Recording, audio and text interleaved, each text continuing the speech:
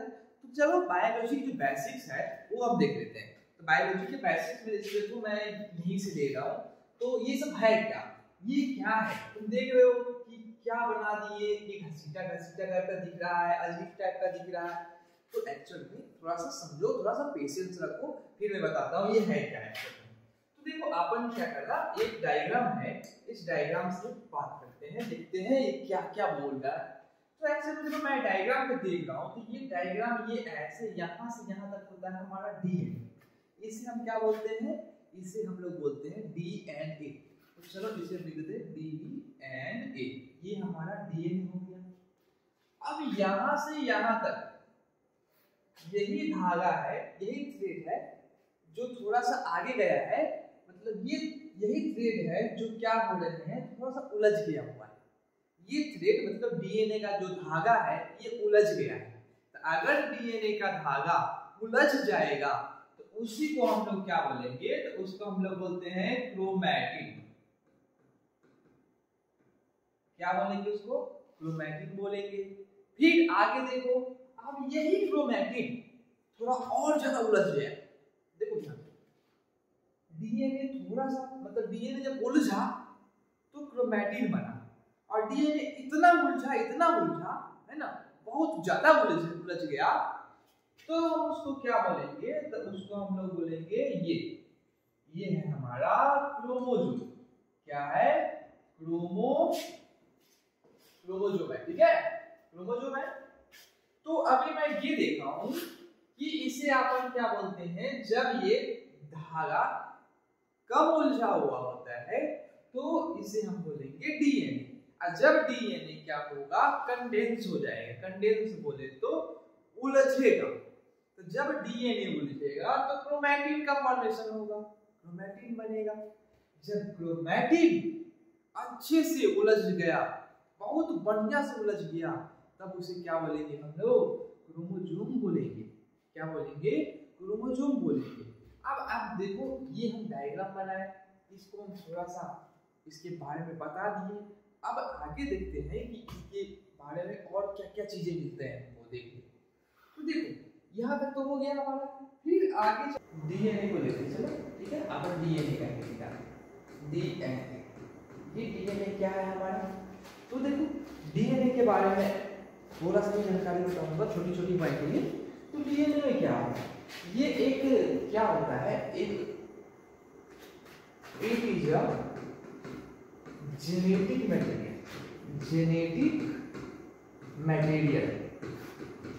Material of organism, sorry of living organism, okay, living organism,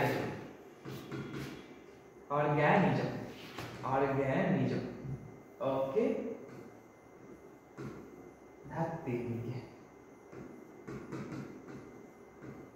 DNA क्या होता है, genetic material होता है किसी भी ऑर्गेनिज्म का, ठीक है।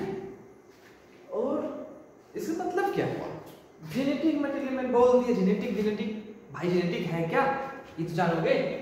तो देखो जेनेटिक होता है क्या एक्चुअली, ये थोड़ा सा और एक बता रहा हूँ, उसके बाद और क्लियर कराऊंगा। जेनेटिक मटेरियल होता है, एक और पॉइंट देता हूँ, ठीक है। ये एक और पॉइंट क्या है, तो इट स्टोर, ये क्या करता है, इंफॉर्मेशन स्टोर करके रखेगा। देखो पहले ये क्या है, एक जेनेटिक मटेरियल का काम करता है, और क्या क्या काम करता है, तो जेनेटिक ये क्या करता है, it store information of organism,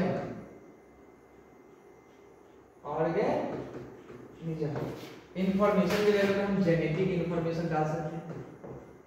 genetic कहने का मतलब क्या हुआ हमारा,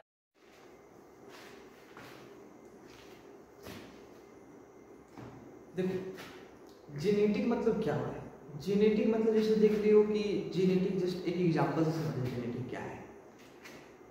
जिस देखे होंगे गांव घर में क्या होते हैं कि कोई फैमिली में एक बड़ा आदमी है, ठीक है, तो उसके बच्चे भी बड़े होते जाते हैं, फिर उसके और बच्चे भी बड़े, मतलब उस फैमिली में सारे के सारे टॉल होते जाते हैं।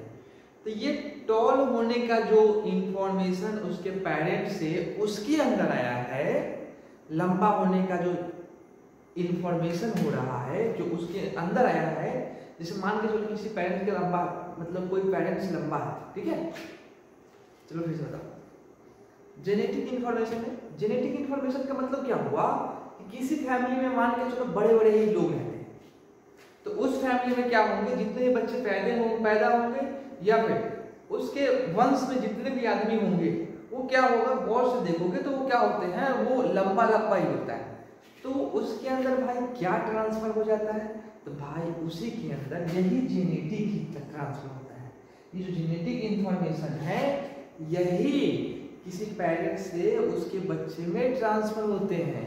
यही जेनेटिक इंफॉर्मेशन डिसाइड करता है कि तुमको बड़ा होना है या तुमको नाटा होना है। ये जेनेटिक इंफॉर्मेशन डिसाइड करता है। आई जेनेटिक इंफॉर्मेशन बोले तो ये किसके अंदर होते हैं, तो ये सब किसके अंदर काम करते हैं, डीएनए के अंदर काम करते हैं।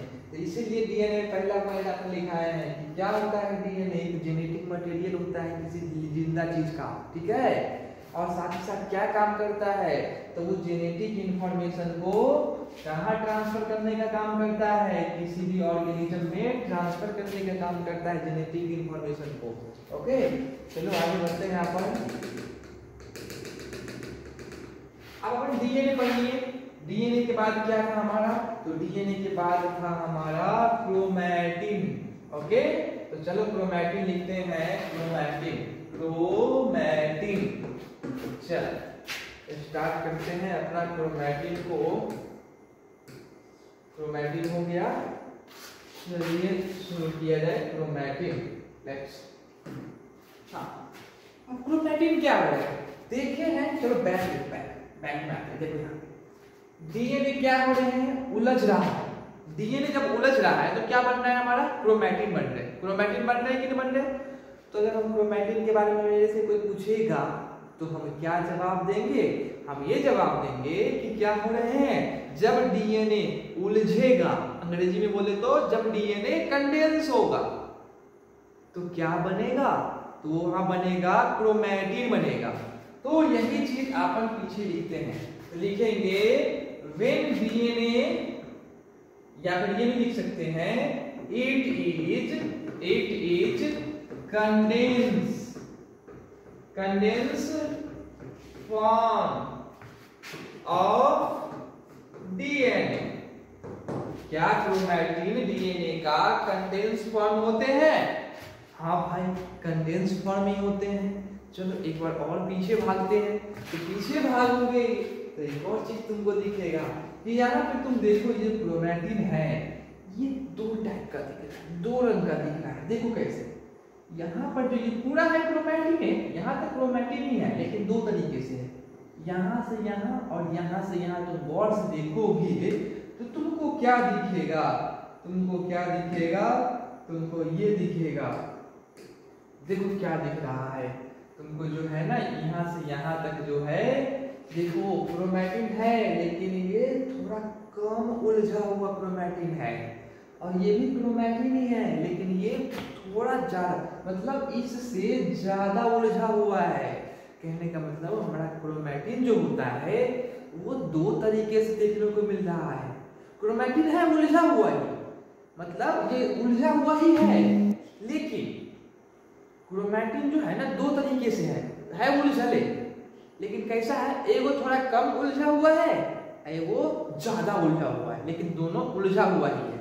तो देखो जो थोड़ा कम उलझा हुआ है इसे बोलते हैं यूक्रोमैटिन।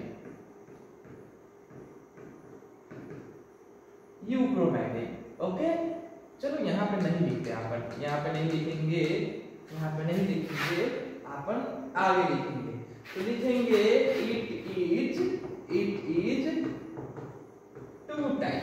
कितने टाइप का होता है जी, दो टाइप का होता है। कैसे कौन कौन से होते हैं, तो अपन देखते हैं। एक होता है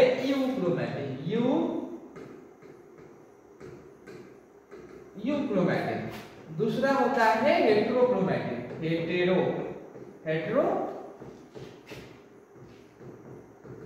हेटेरोक्रोमैटिन समझ गए। एक होता है यूक्रोमैटिन, दूसरा होगा हमारा हेटेरोक्रोमैटिन। अब बताओ, खुद देखे हो यूक्रोमैटिन। आप देखो यहाँ पे डायग्राम में दिखाता हूँ, एक मिनट जस्ट 1 सेकेंड। ऐसा ही था हमारा और ऐसा बन रहा था, ऐसा बन रहा था। एक थोड़ा और उलझा लेते हैं और ये यही है हमारा क्रोमैटिन। यहाँ पे देख लो, देखो यही क्रोमैटिन है। अरे यार क्या लिया गया, यही क्रोमैटिन है जो दो टाइप का दिख रहा है, एक ऐसा और एक ऐसा। एक मतलब बोले तो थोड़ा कम उलझा हुआ, एक थोड़ा ज्यादा उलझा हुआ, मतलब बहुत ज्यादा उलझा हुआ जी, है ना उलझा हुआ। तो क्या बोलेंगे, जो थोड़ा कम उलझा हुआ है उसको बोलेंगे यूक्रोमैटिन, कम उलझा हुआ, कम उलझा हुआ, ठीक है। क्या हो रहा है, कम उलझा हुआ। मैं बाहर में दूसरा पेज में लिखूंगा, पहले इसमें खजल के बता देते हैं। देख लो, हेटेरोक्रोमैटिन क्या हुआ हमारा, हेटेरोक्रोमैटिन मतलब ज्यादा उलझा हुआ,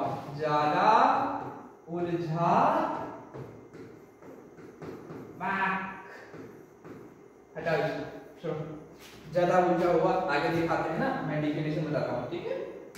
तो यहाँ पे देखो, पहला डेफिनेशन होगा यूक्रोमैटिन,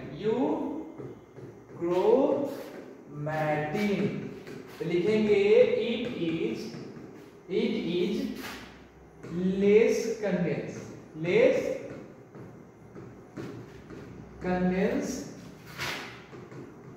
फॉर्म ऑफ डीएनए, मतलब कंडेंस होगा लेकिन थोड़ा कम कंडेंस होगा, समझे। कंडेंस होगा, यूक्रोमैटिन है तो इसका मतलब ही है उलझा हुआ, मतलब उलझा हुआ भाई, उलझना, ओके। कंडेंस में तो उलझना। तो यूक्रोमैटिन में क्या होगा, ये थोड़ा कम उलझा हुआ होगा लेकिन उलझे हुआ होगा। तो it is less condense form of DNA. Video में हम बताएंगे और भी सारी बेसिक चीजें बताएंगे, इसमें बस इतना ही बताऊंगा। आगे एक और वीडियो आएगा जिसमें थोड़ा सा और बेसिक बताएंगे, ये सब बेसिक चीजें हैं।